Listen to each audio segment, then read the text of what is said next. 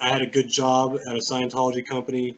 I pretended to be a Scientologist, or one of those disaffected Scientologists that wasn't being vocal about it. You know, maybe sitting on the fence waiting to see how things were turning out.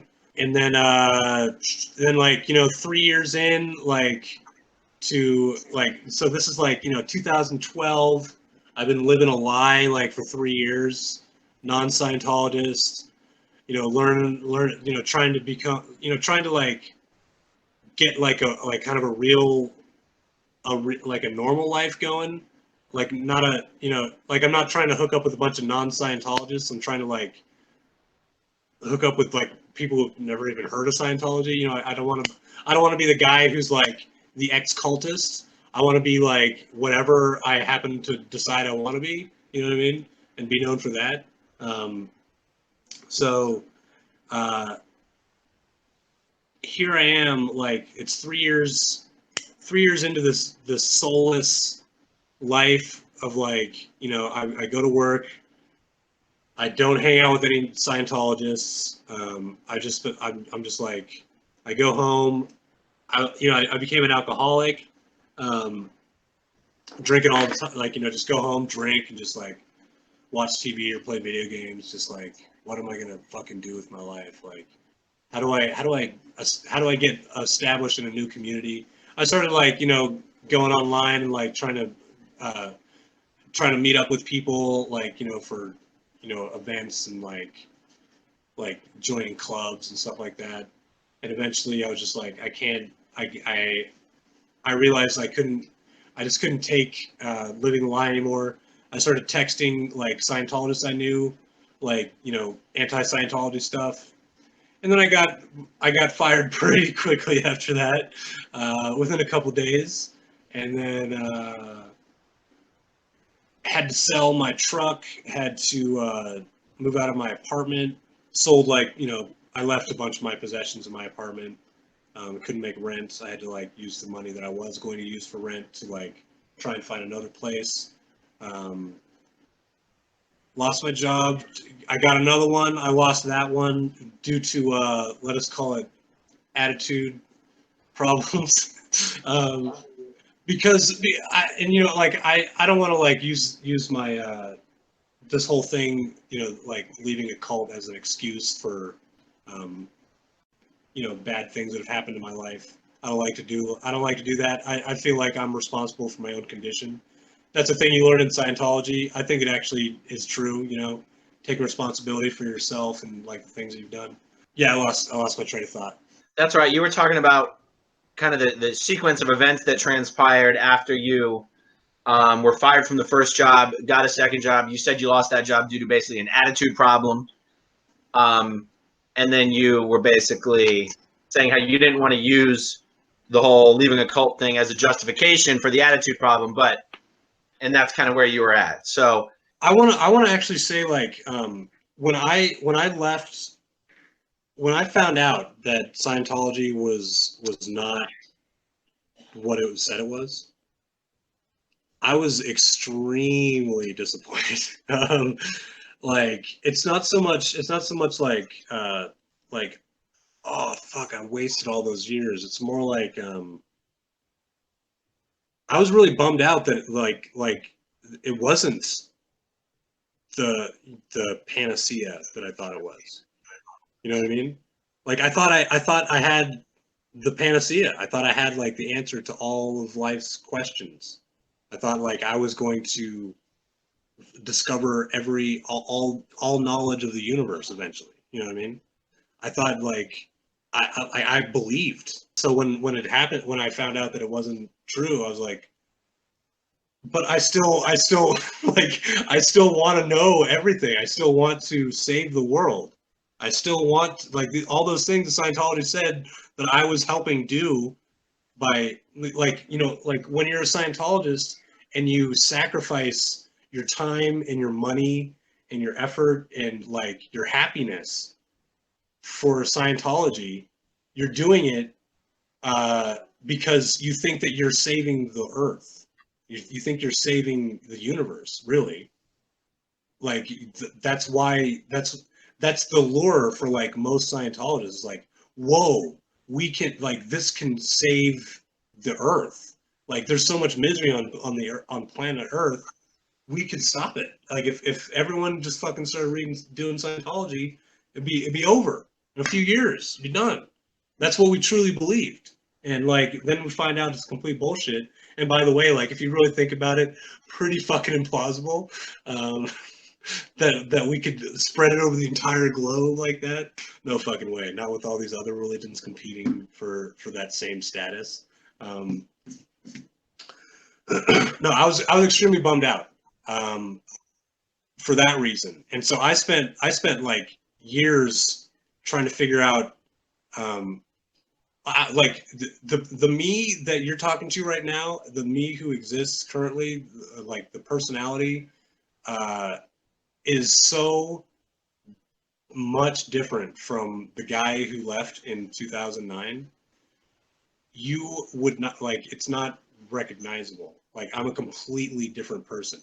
Scientology completely squished who I actually was. Like, I couldn't think in any other terms other than how does Scientology improve this situation?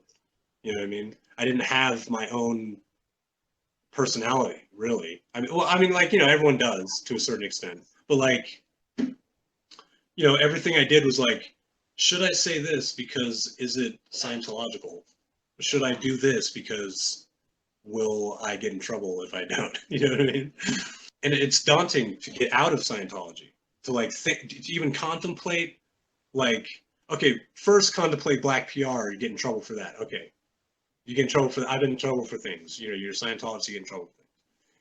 But then you contemplate not only like reading the black PR, but then what if it's true? What if what if Scientology isn't the safe haven that you feel it is? Now the big bad outside world is where you're not protected by Scientologists and their rules that like they're written down. These are safe rules, like, you know them. You can always refer back to them. It's like safe. It's nice. It's not chaotic like out there, like where everybody's rules are different. You know what I mean? So like, it's scary to just contemplate leaving Scientology because like you're leaving this community that you've known your whole life. So what happened? You lost that first job. You got that second job. I mean, I think things went downhill for you pretty quickly. So what happened there? Oh, God damn it. All right. So at a certain point, you know, I like, you know, I found a job, steady work. You know, I was work. It was like a scam. You know, I was just processing refunds all day. Found a steady job. You know, I'm paying the bills. You know, I eventually. Oh, you know what? Okay, so all right, so I lose my job. I lose my car. I lose my apartment. I move in to this like crazy lady's place. She got my dog taken away because she thought she was the dog whisperer. Anyway, this whole thing. I move there. I get another job. Let's see, and then I got a girlfriend, and I moved in with her in Tampa for a while, and I was delivering newspapers for I'm pretty sure it was the Times. Anyways, doesn't matter. I did that for like 2 months, and then she and I broke up. I moved in with a friend of mine who was like kind of an ex-Scientologist too, in Clearwater, or Dunedin more specifically. And then you know, I was working, and then you know, I started. I had like, you know, started doing like I had like a presence online, tweeting and like Facebooking about, you know, anti-Scientology stuff, and like, you know, just general tweets, philosophical ramblings and whatnot, and I started to get paranoid because I started to think that I was reading like subtweets that had to do with me. You know, like, you know what a subtweet is, right? Like, Yeah. where a person will tweet about somebody else right under their nose to another person, and like, but they won't know they're being talked about. I thought that was happening with me, and I thought, you know, eventually I started to think that like I was being like my phone was being hacked. I was getting paranoid messages, through Twitter and like Facebook and stuff. And I don't know. I can't explain it. Uh, just other than like just extreme paranoia, just maybe onset from just freshly leaving a cult, the stress of that, losing all my friends and community and family and all my possessions, and like having to start all over, and like not only with all new possessions and a new community, but also with a completely new life philosophy. You know what I mean? Or like one that's in progress. You know what I mean? It was a pretty rough time for me, and then I wrote. I started to think that like people were luring me into like different places around the country, and I would like buy bus tickets and like go from here to there, because like I would think that a person who was wearing a certain colored shirt, if they were going to like Boise, then I had to follow them to Boise. So I was going like all over the country doing all that for a couple days. Ended up in Key West. Decided I needed to hop on a plane. The bus goes all the way down to the airport and then turns around. I got off right there.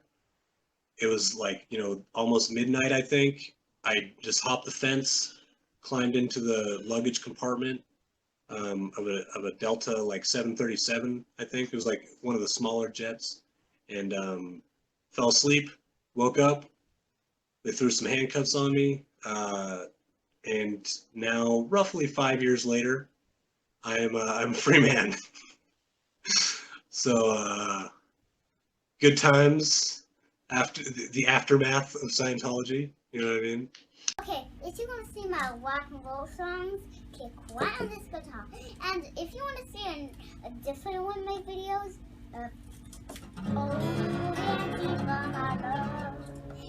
then you could click right inside here. If you have subscribed or not, subscribe